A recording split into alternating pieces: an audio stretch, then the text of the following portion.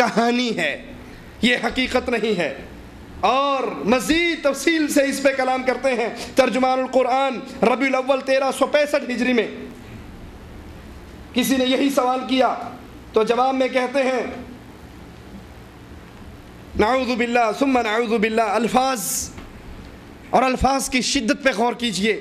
کہتے ہیں حضور کو اپنے زمانے میں یہ اندیشہ تھا، ترجمان القرآن ربیع الاول 1365 ہجری، حضور کو اپنے زمانے میں یہ اندیشہ تھا کہ شاید دجال آپ کے عہد ہی میں ظاہر ہو جائے یا آپ کے بعد کسی قریبی زمانے میں ظاہر ہو۔ حدیث میں آتا ہے نا، اللہ کے نبی صلی اللہ علیہ وسلم گھر میں آئے، حضرت عائشہ بڑی پریشان تھی، پوچھا کیوں پریشان ہو؟ جواب میں فرماتی ہیں میں دجال کے فتنے کو یاد کر کے پریشان ہوں۔ آپ نے فرمایا پریشان نہ ہو، اگر وہ میری زندگی میں آ گیا تو میں سارے مسلمانوں کی طرف سے اسے اکیلا کافی ہوں، اور اگر میرے بعد آیا تو مکہ اور مدینے میں وہ داخل نہیں ہو سکتا۔ اس سے حفاظت کے ذریعے یہ ہے کہ تم سورۃ کہف کی آیات کو پڑھو، مسلمانوں کو چاہیے اس کے ساتھ، یہ پوری تفصیلات ہیں اللہ کے نبی صلی اللہ علیہ وسلم کی۔ لیکن سید صاحب فرماتے ہیں حضور کو اپنے زمانے میں یہ اندیشہ تھا کہ شاید دجال آپ کے عہد ہی میں ظاہر ہو جائے یا آپ کے بعد کسی قریبی زمانے میں ظاہر ہو، لیکن کیا 1350 برس کی تاریخ نے یہ بات ثابت نہیں کر دی کہ حضور کا اندیشہ صحیح نہیں تھا؟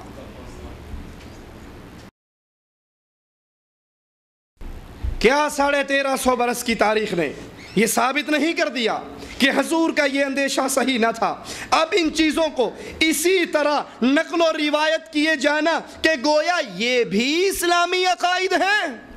الفاظ کے زہر پہ غور کیجئے، اور اللہ کے لیے بڑے ادب و احترام کے ساتھ عرض کرتا ہوں، سید صاحب کا احترام کرتے ہوئے، ان کے ماننے والوں کا احترام کرتے ہوئے، ان کا احترام اپنی جگہ پر، لیکن جب بات رسول اللہ صلی اللہ علیہ وسلم کی آتی ہے، کائنات کی ہر ہستی کو تو چھوڑا جا سکتا ہے، محمد کے فرمان کو نہیں چھوڑا جا سکتا صلی اللہ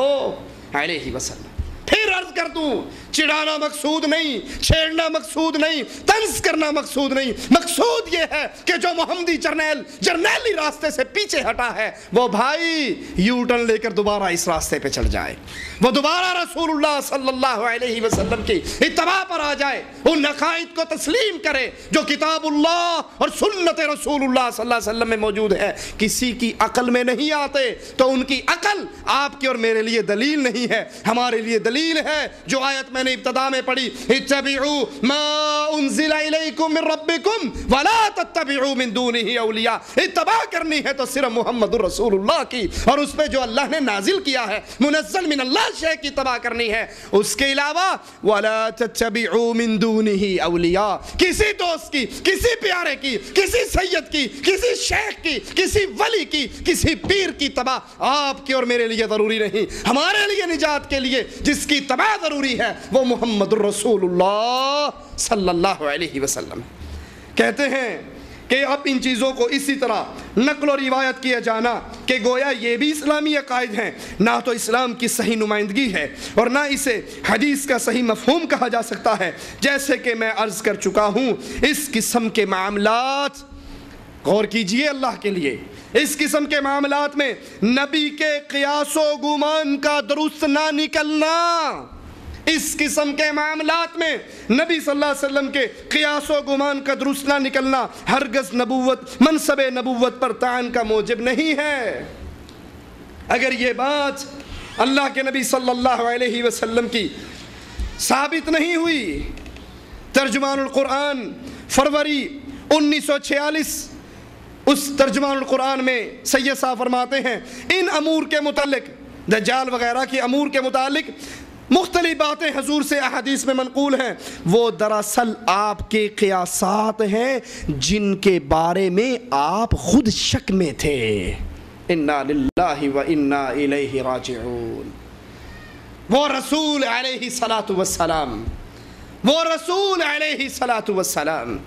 جو اللہ کی طرف سے اس شریعت کو اللہ کی مخلوق تک پہنچانے کا پابند ہو، جس میں شریعت اللہ اتار رہا ہو، جو خالی پیٹ پہ پتھر باندھے ہوئے پتھر پہ وار کرے اور کہے مجھے روم کی کنجیاں عطا کر دی گئی،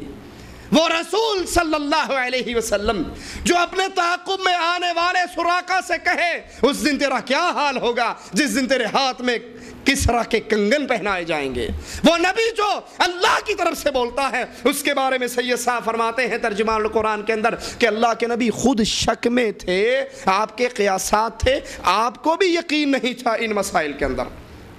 انا للہ و انا الیہ راجعون۔ اسی طرح امام مہدی کا تعارف رسول اللہ صلی اللہ علیہ وسلم کرواتے ہوئے فرماتے ہیں مہدی ہمارے اہل بیت سے ہوں گے۔ یہاں پہ یاد رکھیے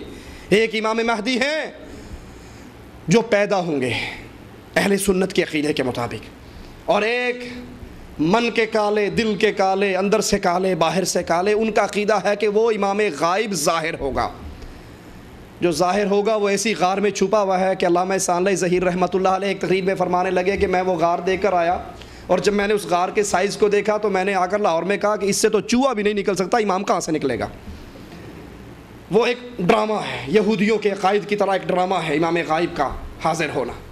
یہاں جو امام مہدی کا ذکر ہم کر رہے ہیں یہ رسول اللہ صلی اللہ علیہ وسلم جن کی طرف اشارہ کر رہے ہیں، نشان یہ بتا رہے ہیں، یہ پیدا ہوں گے، ظاہر نہیں ہوں گے، غائب نہیں ہوئے ہوئے، یہ قرآن ٹھا کر بھاگے ہوئے نہیں، یہ عصائے موسیٰ، یہ انگوٹھی سلیمان لے کر بھاگے ہوئے نہیں، یہ 17,000 والا مصحف فاطمہ اور مصحف علی لے کر غائب نہیں ہوئے، بلکہ یہ پیدا ہوں گے۔ رسول اللہ صلی اللہ علیہ وسلم فرماتے ہیں، ابن ماجہ میں یہ روایت ہے، مسند احمد میں یہ روایت ہے، مہدی ہمارے اہل بیت سے ہوں گے، اللہ تعالیٰ ان کی صرف ایک ہی رات میں اصلاح فرمائے گا۔ امام ابن کثیر رحمہ اللہ لکھتے ہیں اللہ تعالیٰ ان کی طرف متوجہ ہوگا، انہیں توفیق سے نوازے گا، انہیں رشد و ہدایت عطا فرمائے گا، جبکہ وہ پہلے ایسے نہیں ہوں گے۔ ملا علی قاری فرماتے ہیں اللہ ان کے معاملے کی اصلاح فرما دے گا، راتوں رات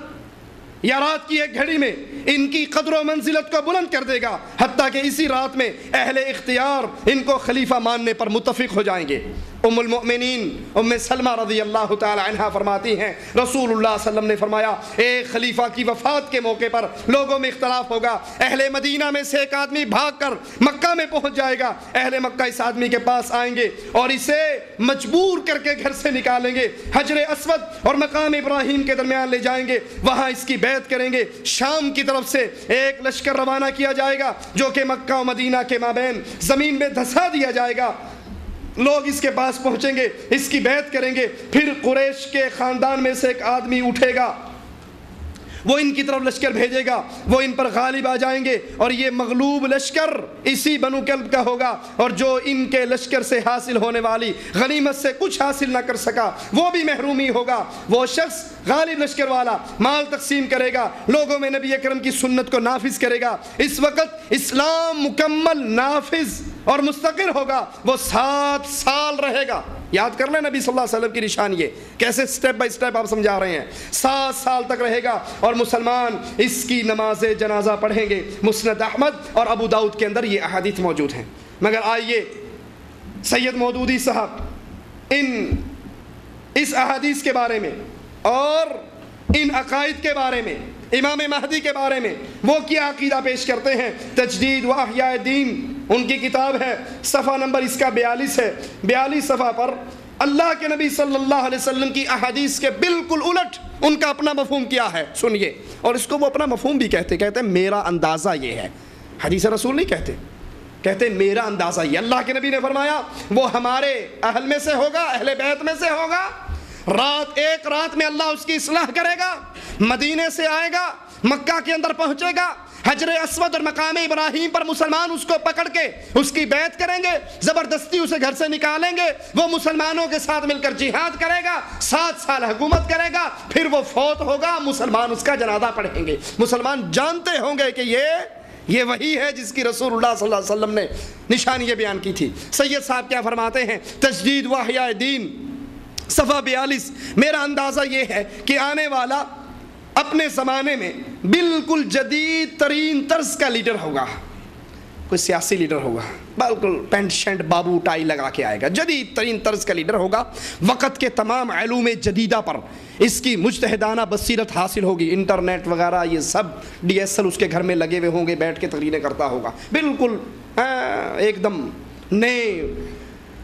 اپ ٹو ڈیٹ زمانے کے ساتھ ساتھ چلنے والا۔ خیر